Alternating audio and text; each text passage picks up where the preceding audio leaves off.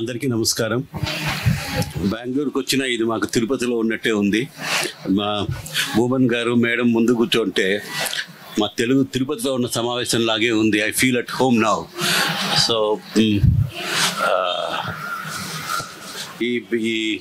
ఈ వేదిక కూడా చాలా బాగుంది నిజానికి. Unlike the other venues, it is almost in the midst of the nature. ప్రకృతిలో కూర్చున్నట్టు హాయిగా ఉంది ఇది. నేను ఇంతవరకు వేరే సెషన్లో ఉన్నాను. నా బుర్రలో అయితే ఏం లేదు ఏం మాట్లాడటానికి. మీరు ఏమైనా if you spur me, I will definitely react to it. Thank you madam. Thank you madam. మొదటి ప్రశ్న నాదే నరేంద్రకి. నరేంద్ర, మీకు సాహిత్య అకాడమీ ప్రైజ్ వచ్చింది కదా నవల. అసలు ఆ నవలలో దేవదాసి వృత్తాంతం తీసుకున్నారు. అసలు ఆ వృత్తాంతం తీసుకోవాలనే ఆలోచన ఎట్లొచ్చింది?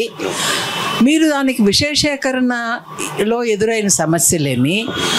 మీరు ఉపయోగించిన శిల్పమే చాలా కొత్త శిల్పం. అందులో దీన్ని ఏమైనా తెలుగు సాహిత్యం గుర్తించిందా? అంతే, ఇది నా ప్రశ్న మేడం.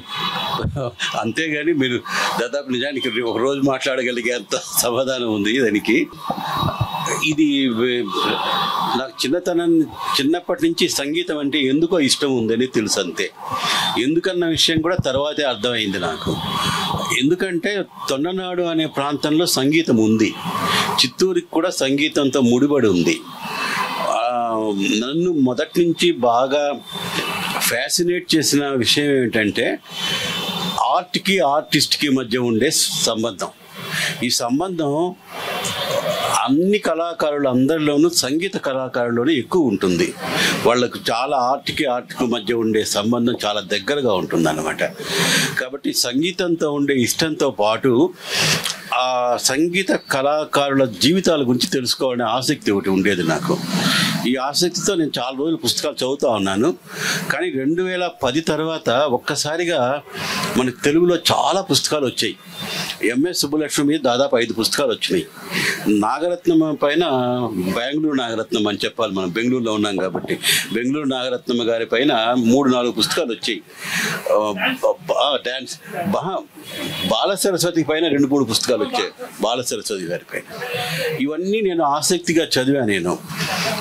ఇవి కాకుండా ఆదిలాబాద్లో సదాశివ గారు ఉంటారు. ఆయన మలయ మారుతాలు అని ఒక పుస్తకం రాశారు, చాలా చిన్న పుస్తకం. అందులో హిందుస్థానీ సంగీత విద్వాంసుల జీవితాల్లో వచ్చే విషయాల గురించి రాశారు ఆయన. ఒక్కొక్కటి 2 పేజీల చిన్న వ్యాసాలే, కానీ ఆ వ్యాసాలు చాలా అద్భుతమైన పుస్తకం అది. ఇవన్నీ చదువుతూ ఉన్నప్పుడు నాకు ఉన్నట్టుండి అర్థమైంది ఏంటంటే ఇవన్నీ ఒక ప్రధానమైన పాత్ర గురించి కథ చెబుతాయి, కానీ వాళ్ళ జీవితాల్లో చాలామంది అట్లా వచ్చి అట్లా వెళ్ళిపోతూ ఉన్నారు. వాళ్ళు అట్లా కనిపించి మాయమైపోతూ ఉన్నారు. కానీ వాళ్ళది కూడా ఒక జీవితం ఉంది కదా, వాళ్ళ గురించి ఎందుకు పట్టించుకోలేదు అన్నది నాకు ఒక ప్రశ్న అయిందన్నమాట. అప్పుడు నాకేమనిపించిందంటే ఇవన్నీ, ఈ గొంతులన్నీ నొక్కేసాం మనము అనిపించింది. హస్డప్ వాయిసెస్ అంటాం కదా, వీళ్ళందరూ మాట్లాడితే వినాలనిపించింది నాకు నిజానికి. నేను వాళ్ళని మాట్లాడించేటువంటి అవకాశం ఒక్కటే నేను నిజంగా ఇచ్చాను. నేను చేసింది, నేను ఈ నవల రాసేటప్పుడు కేవలం ఒక చిన్న మీడియం లాగే ఉన్నాను. వాళ్ళ జీవితాలని వదిలిపెట్టేశాను నేను. కానీ వాళ్ళు చాలా విషయాలు నాకు చెప్పారు, చాలా కొత్త విషయాలన్నీ నేర్చుకున్నాను నేను. అందువల్ల ఆ శిల్పం కూడా దాంట్లో జీవితంలో నుంచి అట్లాగే పుట్టింది. నేను ఈ నెగ్లెక్టెడ్ ఉమెన్ ఒక లిస్టు తయారు చేసుకున్నాను నేను నిజానికి. ఆ లిస్టు తయారు చేసుకుంటుంటే అవి ఒక పెద్ద లిస్ట్ అయింది. చివరికి నవల రాసేటప్పుడు ఏమైందంటే వీటన్నిటిని కలిపేదానికి ఒక మూలమైనటువంటి ఒక కథ ఉండాలి కదా. అందుకోసం అని నేను బాగా ప్రసిద్ధమైనటువంటి కథనే తీసుకున్నా. కానీ ఆ ప్రసిద్ధమైన కథలో ఉన్నటువంటి పెద్ద అడ్వాంటేజ్ ఏంటంటే ఆమె కథ అందరికీ తెలుసు, కానీ చాలా గ్యాప్స్ ఉన్నాయి. ఆ గ్యాప్స్లో అంతా ఫిక్షన్ ఫిల్ చేసుకునేటువంటి అవకాశం వచ్చింది.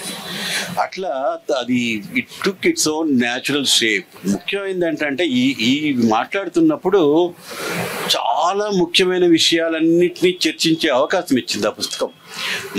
మనిషి, నేను కేవలం ఆర్టిస్ట్ కోసమని ప్రారంభించిన స్త్రీ పురుష సంబంధాలు, మానవ జీవితంలో భౌతికమైనటువంటి వాటి అవసరాలు, డబ్బు అవసరము, అసలు మనిషికి సెక్స్కు మధ్య ఉన్న సంబంధాలు, చాలా విషయాల గురించి మాట్లాడుతూ ఉండొచ్చు. ఇవాళ ఉదయం మనం టిఎం కృష్ణ గారి ఉపన్యాసం విన్నాం. ఈ సాహిత్యం గొప్పతనం ఏంటంటే మనల్ని రచయితలు వాళ్ళ ఊహను కూడా దాటిపోతుంది సాహిత్యం. ఆయన ఒక విషయం చెప్పారు మనకు ఉదయాన్ని మాట్లాడుతూ, ఈ పక్కన చుట్టూ కూర్చున్నటువంటి విద్వాంసులు ఉంటారు కదా, పక్క వాయిద్యాలు, వాళ్ళు సెకండరీ రోల్ ప్లే చేస్తారు. సెకండరీ రోల్ కూడా కాదు, థర్డ్ రోలు కావాల్సి వస్తే ఈ మధ్యలో కూర్చున్న కచేరీ చేసే అతను వాళ్ళతో ఆడుకోవచ్చు, వాళ్ళని వెనక్కి కూడా నెట్టేసేయచ్చు అని చెప్పాడు ఆయన. నాకు తెలియకుండా నేను ఆ పని కూడా చేశాను ఆ పుస్తకంలో. అందులో చివరిలో ఒక అమ్మాయి వస్తుంది, వాళ్ళ చెల్లెలు, ఎప్పుడు నేను పక్క వాయిద్యంగానే ఉండాలా నీకు అన్నప్పుడు అడుగుతుంది. ఇవన్నీ నేను అనుకుని చేసింది కాదు, జీవితంలో ఉన్నవి. సాహిత్యంతో ఉన్నటువంటి గొప్పతనం ఏంటంటే జీవితానికి మనము ఒక నిర్దిష్టమైన స్పష్టమైన ప్రతిబింబాన్ని ఇచ్చామంటే జీవితంలో ఉన్నవన్నీ వచ్చేస్తాయి దాంట్లోకి. ఇది రచయిత గొప్పతనం కాదు, సాహిత్యం గొప్పతనం. కాబట్టి జీవితంలో ఉన్నటువంటి ఈ పార్శ్వాలన్నీ పట్టుకునేటువంటి అవకాశాన్ని ఆ జీవితం ఇచ్చింది, దేవదాసి గారి జీవితం ఇచ్చింది. వాళ్ళకంటూ ఉన్న ప్రత్యేకమైనటువంటి జీవితం అది. ఇప్పుడు సమాజంలో ఈ సమస్యలు ఉన్నాయి, కులం ఉన్నది, మతం ఉన్నది, ఆర్థిక వ్యత్యాసాలు ఉన్నాయి. అట్లనే ఇవాళ అణచివేత తీవ్రంగా ఉండడమే కాకుండా స్వేచ్ఛ కూడా విపరీతమైనటువంటి భంగం కలుగుతున్నది. రాజకీయ వ్యవస్థ సాంస్కృతిక వాతావరణాన్ని అంతా కలుషితం చేస్తున్నది. ఇవాళ యువ రచయితలు చాలామంది రాయడానికి ముందుకు వస్తున్నారు, కానీ ఈ విషయాలన్నింటినీ వాళ్ళు గుర్తిస్తున్నారా? ఈ విషయాలు గుర్తించకపోవడమే కాకుండా తమ ముందు వాళ్ళు ఏమి రాసినారు, ఆ రచనలు ఎట్లా ఉన్నాయి, తమ ముందు ఉండేటువంటి సామాజిక వాతావరణం, సాహిత్య వాతావరణం ఎట్లాంటిదో కూడా తెలుసుకోకుండా ఇవాళ రాసేటువంటి ఈ వాతావరణం ఉన్నదే సమాజాన్ని ముందు ఏ పరిస్థితికి దారి తీసేటువంటి ఒక విపత్కరమైనటువంటి పరిస్థితి వస్తుందేమనేటువంటి వేదన మాలాంటి వాళ్ళకు ఉన్నది. మేము ఇవాళ యువకుల్ని చదువుతున్నాం, మా ముందు వాళ్ళని బాగా చదువుతున్నాం. ఇవాళ ఈ బాగా కొట్టొచ్చినట్టు ఈ తేడా కనిపిస్తున్నది. ఇక్కడ కూడా ఈ సమావేశాల్లో కొంతమంది యువకులను చూసినా నేను, మేమేమీ చదవటం లేదు, మా ముందు కూడా ఏమైనా చదివి ఉంటే వాళ్ళ వయసులో ఉండేటువంటి సమకాలీన రచయితలను చదివి మాత్రమే వాళ్ళు ఇన్స్పైర్ అయినట్టుగా కూడా మనకు తెలుస్తాం. ఎట్లా ఈ పరిస్థితి మనం మార్చుకోవటం, ఈ పరిస్థితి మార్చాలని ఎందుకు అనుకుంటున్నానంటే వాళ్ళు రాయడం అనే దాని ద్వారా ఏం చేయదలుచుకున్నారు, ఏ చైతన్యాన్ని తీసుకురాదలుచుకున్నారు, సామాజిక మార్పు కోసం సాహిత్యం ద్వారా ఏ దోహదం చేయాలనుకుంటున్నారు అనేది పెద్ద ప్రశ్నగా నన్ను ఆవేదన పెడుతున్నది. దానికి ఒక రచయితగా మీరేమి ఎట్లా స్పందిస్తారు? అది చాలా మన తెలుగు సాహిత్యం ఎదుర్కొంటున్నటువంటి చాలా విపత్కరమైనటువంటి పరిస్థితి ఇది. నిజానికి మిగతా ప్రక్కనున్న తమిళము, కన్నడము, మలయాళంలో లేదు ఇది. మనకు మాత్రం ఎందుకు వచ్చిందంటే దాదాపు 15-20 సంవత్సరాల పాటు మనకి పత్రికలు లేవు, రీడర్స్ లేరు, ఒక పెద్ద వ్యాక్యూమ్ ఒకటి వచ్చేసేసింది. పాపం ఈ పిల్లలందరూ ఆ వ్యాక్యూమ్ తర్వాత వచ్చిన వాళ్ళు. వీళ్ళకి ఒక ముందు సాహిత్యం ఉందన్న స్పృహ తెలియదు వీళ్ళకి. అసలు వాళ్ళకి ముందు చాలా పనులు జరిగాయి. అసలు వీళ్ళు ఉన్నట్టుండి రావటమే వీళ్ళు సాహిత్యం నుంచి పుట్టిన వాళ్ళు కాదు. వీళ్ళు ఇప్పుడున్నటువంటి మీడియంస్, సినిమాలు, వీటిలో నుంచి పుట్టారు వీళ్ళు. ఈ సోషల్ మీడియా నుంచి పుట్టారు, ఈ ఫేస్బుక్లు, వాట్సాప్లు, వీటిలో నుంచి పుట్టారు వీళ్ళు.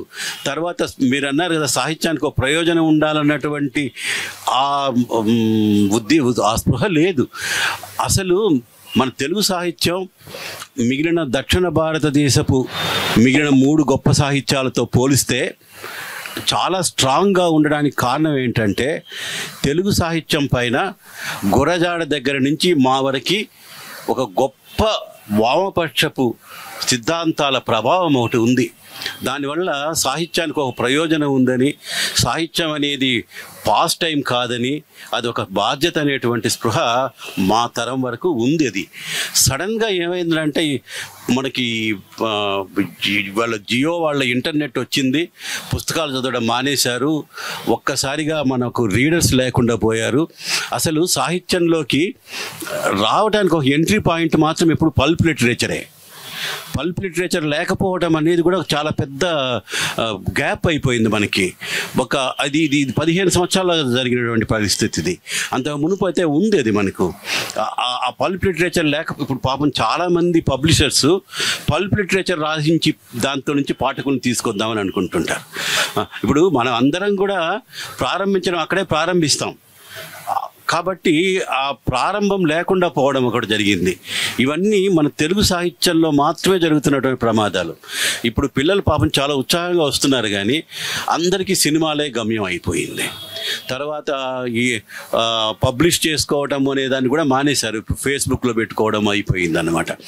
ఇప్పుడు మనము ఒకానొక రోజుల్లో ఇన్స్టెంట్ ఫుడ్ గురించి మాట్లాడేవాళ్ళం కదా, ఇప్పుడు అట్లా ఇన్స్టెంట్ లిటరేచర్ అయిపోయింది సార్. వెంటనే దానికి రియాక్షన్ కావాలి. ఒక రచన రాసిన తర్వాత ఇమ్మీడియట్గా ఒక స్పందన వస్తుంది, రేపటికి మర్చిపోతాం అన్నమాట. అట్లా జరుగుతూ ఉంది పరిస్థితి. మారుతుంది అనుకుంటాం సార్, కొంచెం చూడాలి. నమస్తే సార్, నేను మీ మనోధర్మ పరాగం చదవలేదు సార్, విన్నాను. ఇప్పుడు కొత్తగా అంటే పర్టికులర్గా నేను ఐఎమ్ 65, ఆ చదవడం తగ్గించి వినడం పెంచుతున్నాను సార్. ఆ ఒక కొత్త మీడియం ఒకటి ఎమర్జ్ అయ్యింది, దాన్ని పబ్లిషర్స్ దాన్ని అర్థం చేసుకోవాలని ఒకటి అనుకుంటున్నాను. ఈ సార్ అడిగినట్టుగా సాహిత్యానికి ప్రయోజనం ఉండాలని, అట్లాంటి సాహిత్యం రాయాలని చాలామందికి ఉంటుంది. కానీ వాతావరణం అట్లాంటిది ఉందా? ఈరోజు తాపీ ధర్మారావు రాసిన దేవాలయాలు పోయిన బొత్తు బొమ్మలు కానీ, పెళ్లి పుట్టుప్పుడు అట్లాంటి పుస్తకాలు రాసే ధైర్యం కానీ వాతావరణం కానీ ఇప్పుడు ఉందా? మొదటిది ప్రశ్న, మీరు ఆడియో గురించి చెప్పారు కదా, ఆడియో చాలా గొప్ప సౌకర్యం. అసలు ఇప్పుడు మనము విదేశాల్లో వెళ్తే, అమెరికా లాంటి దేశాల్లో వాళ్ళకి చాలా సమయము డ్రైవింగ్లో గడుస్తుంది. చాలామంది ఇప్పుడు అందరూ ఆడియోనే వింటూ ఉన్నారు. ఆడియో మాధ్యమాల్లోకి మారడం పెద్ద అడ్వాంటేజే. దాన్ని మనం డెవలప్ చేసుకోవాల్సి ఉంది. అది కూడా ఒక రకమైన అధ్యయనమే. లేదంటే పుస్తకం తీసుకుంటే చేసే అధ్యయనం అంత డీప్గా చేయడానికి ఉండదు. వినేస్తే ఇస్తాం, వెళ్ళిపోతాం, కనీసం వినడం అన్నా జరుగుతుంది. అది మొదటిది. రెండవది, సాహిత్య వాతావరణము చాలా మార్పులు వచ్చాయి. ఒకప్పుడు ఉన్నట్టు లేదు ఇప్పుడు. అసలు తెలుగులో 200 కాపీలు, 250 కాపీలు, 300 కాపీలు వేసుకుందాం అనుకునేటువంటి కాలం ఇది. మనతో పాటు ఉన్నటువంటి కన్నడ రచయితలు కొంతమంది నా స్నేహితులు ఉన్నారు. వాళ్ళు మొదటి ఎడిషన్ 5000 కాపీలు వేస్తున్నారు నవల వేస్తే. మన వాళ్ళు ప్రసిద్ధమైనటువంటి వాళ్ళు, చాలా పాపులర్ అయినటువంటి పెద్దవాళ్ళు కూడా 500 కాపీలు వేద్దాము, 300 చాలే అనుకునేటువంటి పరిస్థితిలో ఉన్నాం మనం. తెలుగు వాళ్ళు ఎందుకో మొదటి నుంచి ఒక రకమైన కమర్షియల్ జాతి అని నా నమ్మకం. వీళ్ళందరితో పోలిస్తే బహుశా మనం నెంబర్ ఎక్కువ, మనం మెజారిటీ నెంబర్ ఎక్కువ. మైనారిటీ వాళ్ళల్లో ఉండేటువంటి మంచి లక్షణాలు మనకు లేవు. మెజారిటీ వాళ్ళు ఏం చేస్తారంటే కాలంతో పాటు కమర్షియల్గా వెళ్ళిపోతారు. కానీ మైనారిటీ వాళ్ళు తమ భాషని, తమ నాగరికతని, తమ సాహిత్యాన్ని కాపాడుకుంటారు. అట్లా వాళ్ళు బాగా కాపాడుకుంటున్నారు. వాళ్ళకి ఆ సెన్స్ ఆఫ్ ఓనింగ్ ఉంది వాళ్ళకి. ఇప్పుడు తమిళియన్స్ కానీ, ఇప్పుడు పొన్నియిన్ సెల్వన్ అనే కథ వాళ్ళు ఓన్ చేసుకున్నారు. అది తెలుగు వాళ్ళ కథ కూడా బాబు అనే మాట ఒక్కడ కూడా అనడంలే. పొన్నియిన్ సెల్వన్ అనేవాడు రాజరాజ నరేంద్రుడు వాళ్ళ తాత. రాజరాజ నరేంద్రుడికి ఆ కథకి సంబంధం ఉంది. సిఆర్ రెడ్డి గారు కంబరామాయణానికి ముందు మాట రాస్తూ ఒక మాట అంటాడు, తమిళులకు తెలుగులకు ఒకటే కుదుల్లో నుంచి ఉన్నారు, వీళ్ళకి అసలు ఒకప్పుడు ఒక భాష ఉండేదేమో అని అంటాడు సిఆర్ రెడ్డి గారు. మనం ఎవరు పట్టించుకోవడం లేదు. తెలుగు వాళ్ళలో నుంచి ఒక్కడైనా లేచి ఇది మా కథ కూడా నాయన అనే మాట అనేవాడో లేదు మనకి. అది మనం ఉన్నటువంటి ప్రాబ్లం. ఇది మనకున్నటువంటి పెద్ద సమస్య. కూడా కాదు, మనదే రేనాటి చోళుల నుంచి వాళ్ళు ఇక్కడ మైగ్రేట్ అయినారు. ఇంకా మా స్వామి ఇంకా ముందు అసలు అంతా మాదే అంటాడు ఆయన. నరేంద్ర నమస్కారం. నమస్తే. నమస్తే. ఇప్పుడు కొత్తగా రాస్తున్న వాళ్ళు చాలా బాగుంది రాయడం, వీళ్ళు రావడం సాహిత్యంలోకి కథలు రాస్తున్నారు. ఇందాక కూడా సెషన్ చూశాను. కానీ నాకు చాలా ఆశ్చర్యకరంగా ఏమనిపించిందంటే వీళ్ళు చదవరు సరే, విన్నర్ కూడా. వీళ్ళు కనీసం విన్నర్ కూడా. ఎందుకంటే అనేక సెమినార్లు జరుగుతాయి. ఇప్పుడు నన్నే ఉదాహరణగా తీసుకుంటే నేను ఒక 35 సంవత్సరాల నుంచి సాహిత్య జీవితంలో ఉన్నాను. సాహిత్య జీవితం లేదు వీళ్ళకి, సాహిత్యం రాస్తారు. సాహిత్య జీవితం లేని వాళ్ళకి సాహిత్యం రాస్తే ఎలా ఉంటుందంటే అది చాలా వీక్గా ఉంటుందని నాకు అనిపిస్తూ ఉంటుంది. అనేక సెమినార్, కొన్ని వందల సెమినార్, అంటే తెలుగు యూనివర్సిటీలో యూజీసీ వాళ్ళు ఎన్ని వందల సెమినార్లు పెడితే అన్నిటికీ నేను ప్రబలాడ నుంచి వెళ్ళి అటెండ్ అయ్యి కనీసం వినాలి కదా. విన్నరు, చదవరు, అడగరు. అప్పుడు ఇట్లా అవుతుంది. ఇంకా ఆశ్చర్యకరమైన పరిణామం ఏంటంటే సినిమా పోస్టర్ రిలీజ్ చేసినట్టు టైటిల్ రిలీజ్ నిన్న చూశాను. చాలా చాలా చాలా చాలా ఆశ్చర్యపోయాను. ఎందుకు ఇంత క్యూరియాసిటీ కలిగించాలి నువ్వు అన్నాను.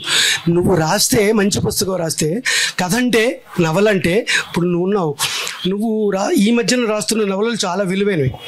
విలువైనవి ఎందుకు అంటున్నానంటే నువ్వు ఇంట్లో కూర్చుని రాయలేదు వాటిని నువ్వు సమాజంలోకి వెళ్ళి ఆయా వ్యక్తులతో గడిపి, అంటే నువ్వు ఒక యాత్రికుడు అయిపోయినావు.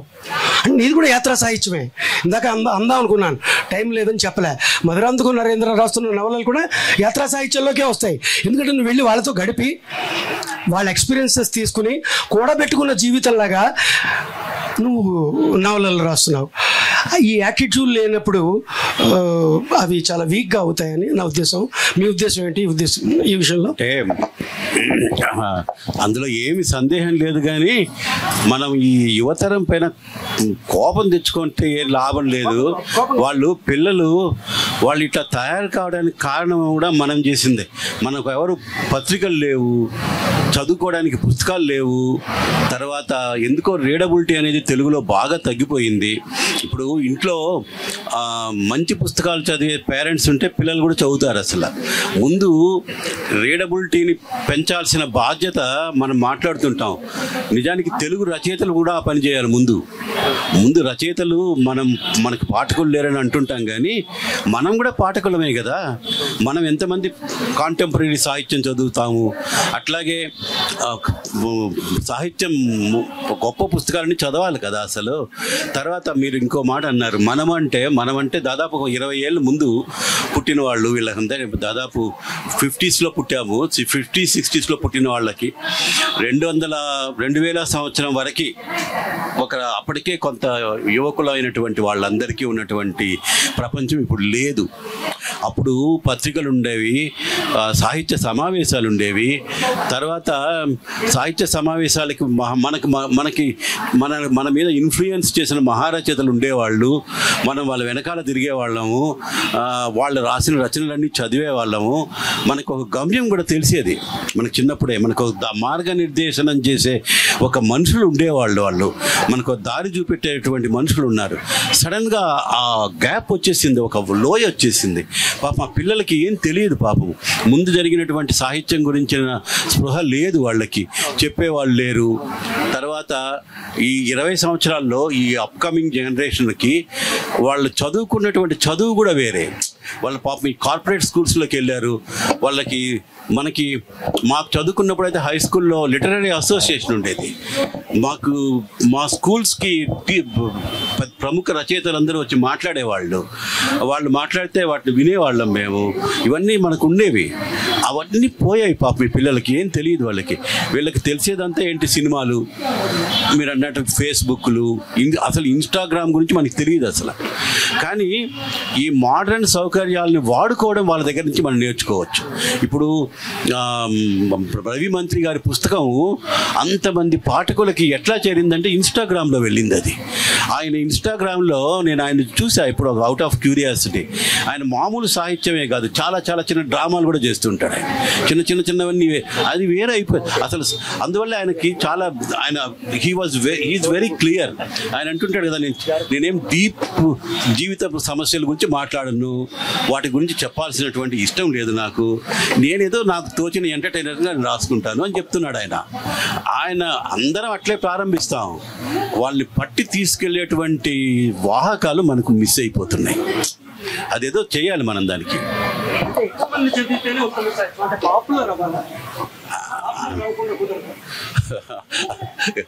జాన్ మిల్టన్ పుస్తకము ప్యారడైజ్ లాస్ట్ వేస్తే ఆయన 11 పౌండ్లు ఇచ్చారు, 23 కాపీలు అమ్ముడుపోయినాయని చెప్పుకుంటా ఉంటాం. గొప్ప పుస్తకాల సంగతి మనం ఏం చెప్తాం, number is not the criteria. Sir, నేను మీ మనధర్మ పరాగము దాయదులతో 2 చదివిన.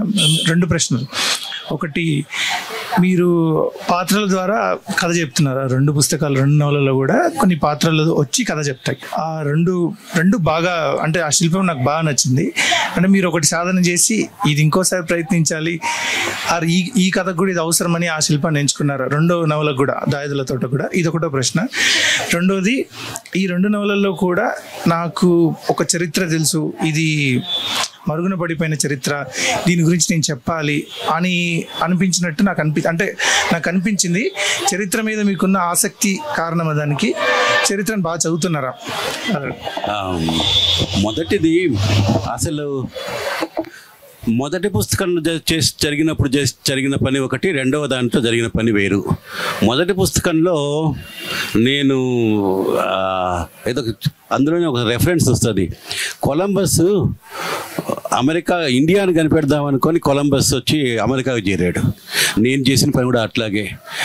నాకు తెలియకుండా ఈ కథని, దేవదాసీల కథని, మదురైలో పుట్టి చెన్నైకి వెళ్ళేటువంటి స్త్రీ కథ చెప్తే ఏం లాభము, నా తెలుగు దేవుళ్ళకి ఏం దాని రుచిస్తుందని కావాలని నేను చిత్తూరు తీసుకొచ్చాను. నేను ఆమెని చిత్తూరు తీసుకురావడం అనేది నేను చేసిన ఒక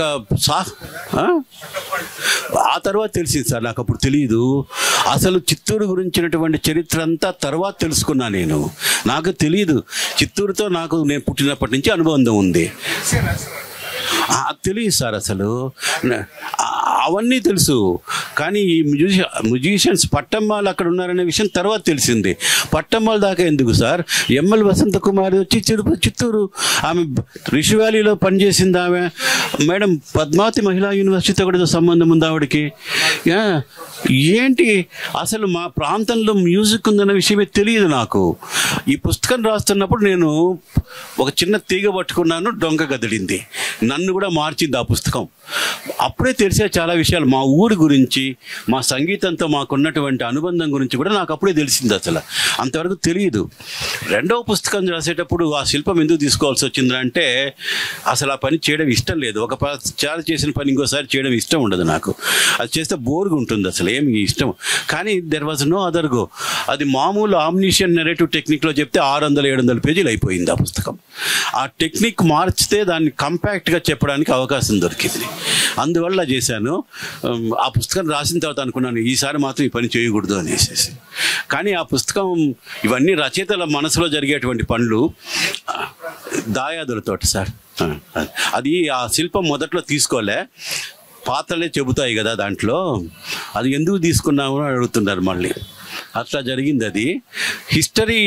కానీ మొదటి పుస్తకంలో నేను హిస్టరీలోకి తెలియకుండా వెళ్ళాను. ఆ పుస్తకం నాకు ఈ చరిత్ర అంతా నేర్పింది. అప్పుడు నేర్పిన చరిత్ర అంతా నేను ఈ పుస్తకంలో చెప్పాను అన్నమాట. మనకి భారతీయులకి గురించే చెప్తా ఉంటాడు ఎక్కడ ఒక మిత్రుడు, ఒక ఆయన హిస్టోరియోగ్రఫీ గురించి మేము సెమినార్ చేసాం. ఆ హిస్టోరియా సెమినార్లో ఒక ఆయన అన్నాడు, మనకు చాలా చరిత్ర ఉంది కానీ మనం చరిత్రహీనులం అని. ఎక్కడా రికార్డింగ్ ఉండదు మనకి. 100 సంవత్సరాల ముందు జరిగిన విషయాలే మన దగ్గర రికార్డింగ్ లేదు. మా చిత్తూరులో ఇంత సంగీతం స్ట్రాంగ్గా ఉందన్న విషయం నాకు తెలియదు అసలు. చిత్తూరులో పట్టమ్మాలు వచ్చి ఉండేది. ఇప్పుడు ఉదయం టిఎం కృష్ణ గారు మాట్లాడుతున్న విషయాలన్నీ మావే. ఆయన నయనా పిల్ల గురించి చెప్పాడు సార్. నయనా పిల్ల గారు కంచిలో ఉంటాడు. ఒక ఆయన పట్టమ్మాలకి పాఠం చెప్పిన వాడి పేరు తెలుగు వాద్యారు. వాడి పేరే తెలుగు వాద్యారు. చివరిదాకా కంచిలో పాఠం చెప్పాడు వాడు. మనకి అంత స్ట్రాంగ్ బాండ్ ఉందన్న విషయం మాకు తెలియదు అసలు. ఇది నేర్పించింది నాకు సాహిత్యం. నరేంద్ర గారు సార్ 2 ప్రశ్నలు. మహావృక్షం నీడన చిన్న మొక్కలు ఎదగవు అంటారు. మధురాంతకం రాజారాం గారి ఇంట్లో పుట్టి ఆ తండ్రిని మించిన అనను కానీ తండ్రిలా మంచి కథలు రాసిన, గొప్ప కథలు నవలలు రాసిన రచయిత మీరు. అది కష్టం ఎలాగ బయటపడి ఆ వృక్షంతో సహా మీరు ఎదిగారు ఒకటి. రెండోది, మీ కథా నవల సాహిత్య ప్రయాణాన్ని మీరే వ్యాఖ్యానించుకుంటే ఎలా వ్యాఖ్యానించుకుంటారు? మొదటి ప్రశ్నకు సమాధానం ఏంటంటే the entire credit goes to మా నాన్న. నాదేం లేదు. మా నాన్న చాలా గొప్ప ప్రజాస్వామికవాది. ఆయనకి మేము బిట్టర్ క్రిటిక్స్, నేను మా తమ్ముడు. మేమే ఆయనకు పెద్ద క్రిటిక్స్. ఈ ప్రపంచంలో ఎవరెవరో గురించో చెబుతారు కానీ మేము ఒకసారి మా నాన్నగారు ఎప్పుడు అడిగాము, ఎప్పుడు ఏంటి ఒకటే శిల్పంలో రాస్తారు మీరు, మీ దగ్గర ఒక మిషన్ ఉంది, పైన ప్రోడక్ట్ జీవితం వేస్తారు, కింద కథ వస్తుంది, ఏం వేరే మిషన్ లేదా అని అడిగాం మేము. అప్పుడు మా నాన్న మాకేం సమాధానం చెప్పలే. తర్వాత కథ రాశారు, జీవన శిల్పం అని ఆ కథ పేరు.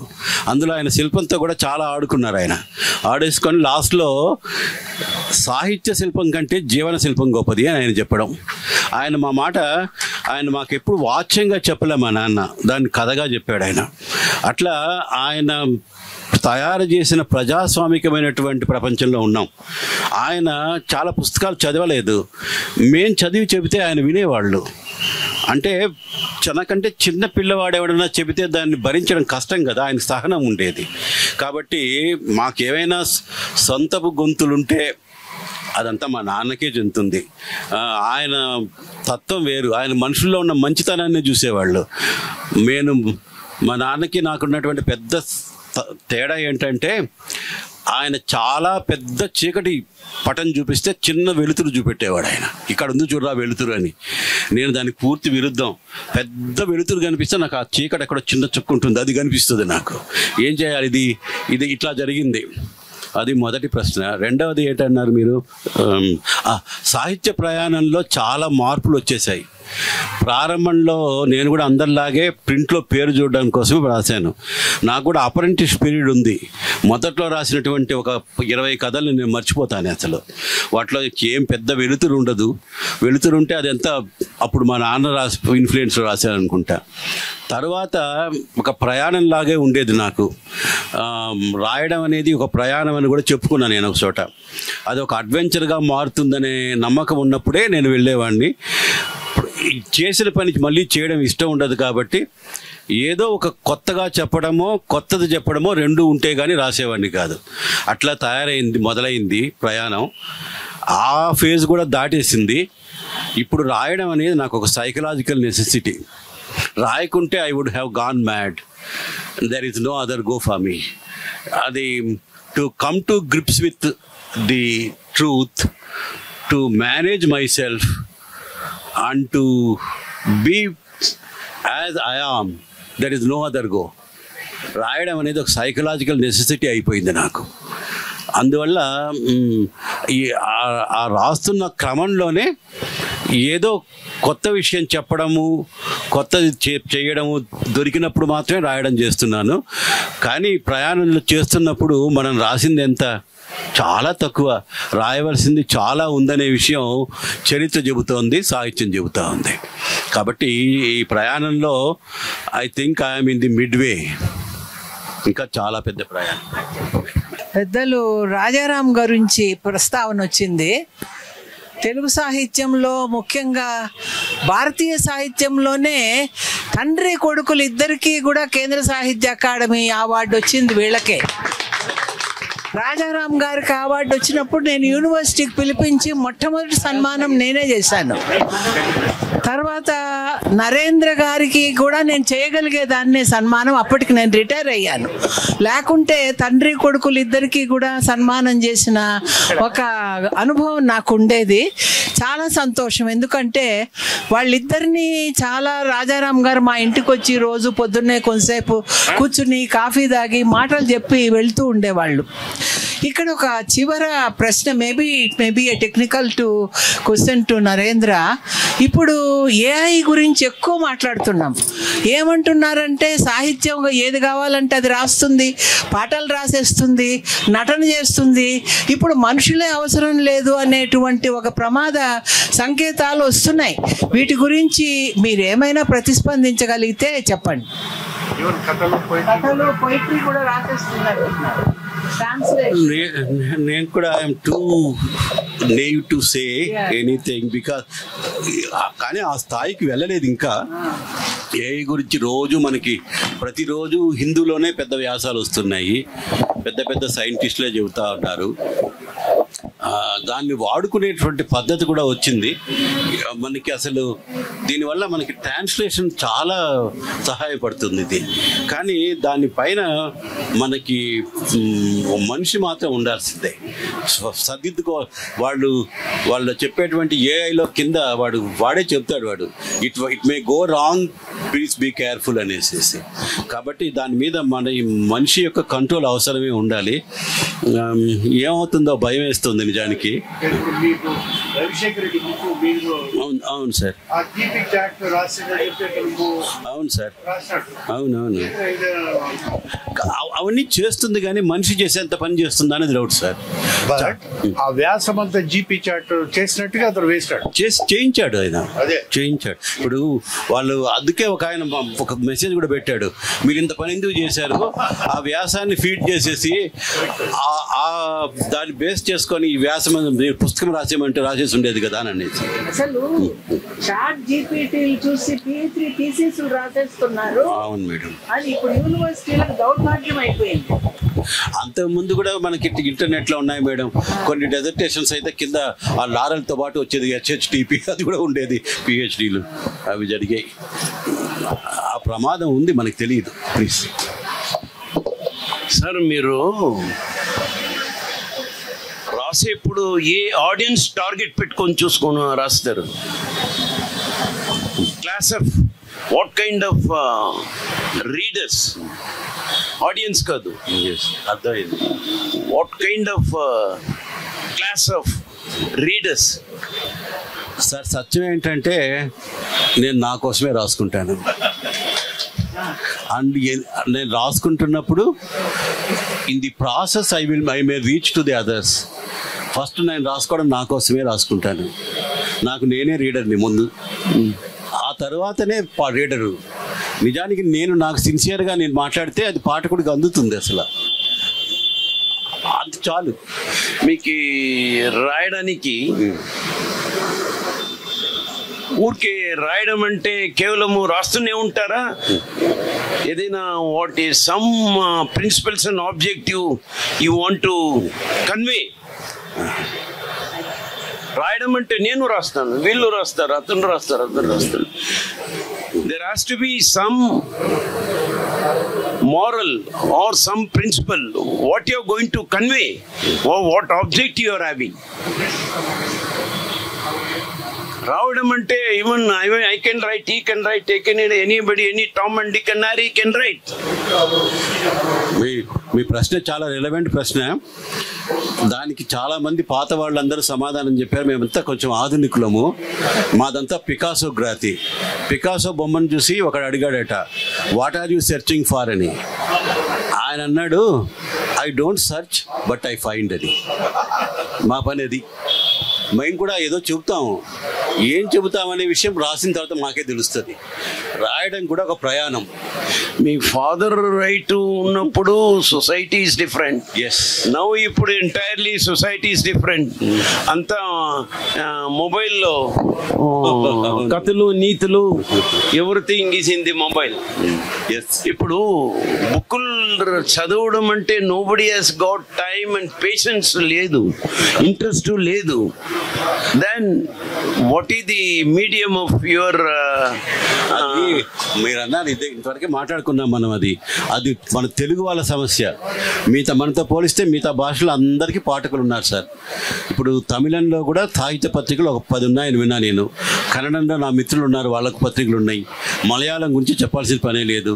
సాహిత్య పత్రిక అనేదే కాదు, మామూలు పత్రిక కూడా లేని ఏకైక జాతి తెలుగు జాతి. ఇప్పుడు కరోనా వచ్చినప్పుడు ఉన్న 2-3 పత్రికలు కూడా మూసేసినాం. ఇప్పుడు ఏవైనా మిగిలితే మాకు ఆంధ్రజ్యోతి ఆదివారం అనుబంధము, సాక్షి ఆదివారం అనుబంధము మిగిలాయి. వాళ్ళు ఎప్పుడు మూసేస్తారో తెలియదు. అదే ఆ ప్రమాదంలో ఉన్నాం. అక్కడ 3 పేజీల కథ రాసుకోగానే బతుకుతా ఉన్నాం మేము. శ్రీనివాస్ గారు ఉన్నంత వరకు నాకు 1 పేజీ ఎక్స్ట్రా ఇచ్చేవాళ్ళు. ఆయన అడుక్కుంటే ఆయన ఉంటే, ఇప్పుడు ఆయన కూడా లేరు నాకు సహాయం చేయడానికి. ఇప్పుడు 3 పేజీలే రాసి చచ్చినట్టు రాయాలి నేను. మాది చాలా ప్యాథటిక్ కండిషన్. మీలాంటి రైటర్స్, మీ ఫాదర్ లాంటి రైటర్స్ రీడర్స్ ఆ కాలంలో ప్రోత్సహించేవాళ్ళు, ఎంకరేజ్మెంట్ చేసేవాళ్ళు ఉన్నారు. ఇప్పుడు అబ్సల్యూట్లీ లేదు. But what is the how riders can survive? whether you are writing for a hobby, whether you are writing for livelihood, whether you are writing as a professionalist. చెప్పండి. అయినా కూడా మా తెలుగులో ఇప్పుడు దాదాపు సీరియస్గా రాసేవాళ్ళు 50 మంది ఉన్నారు. మా భుజాలు మేము కొట్టుకోవాలి. నిజానికి ఏమాత్రం ప్రోత్సాహం లేదు, పత్రికలు లేవు, రాసిన తర్వాత ప్రతిఫలం అనే మాటే లేదు, వేసేవాళ్ళు లేరు. కానీ సాహిత్యం అనే దాన్ని ఒక బాధ్యతగా తీసుకొని, సాహిత్యం అనేది ఒక పెద్ద వ్రతంలాగా రాసేడు వాళ్ళు 50 మంది పైన ఉన్నారు సార్. మా తెలుగు జాతిలో మాకున్న స్ట్రెంగ్త్ అది. మాకు పాఠకులు లేకపోవచ్చు, మా వాళ్ళు రచయితల్లో రాయటం అనే దాన్ని పాస్ట్ టైంగా కానీ అదొక చిన్న పనిగా కానీ అనుకునే వాళ్ళు కాదు. అదొక పవిత్రమైన బాధ్యతగా భావించి అదొక వ్రతంలాగా రాసేవాళ్ళు. మా అప్పలనాయుడు, స్వామి, వీళ్ళంతా ఎవరు? ఎంఎస్ ఉన్నాడు, ఆయనకు పుస్తకమే కథ వేయరని బాధపడుతుంటాడు, కానీ రాస్తూనే ఉంటాడు. కాబట్టి రాసేవాళ్ళు ఉన్నారు సార్ మాకు.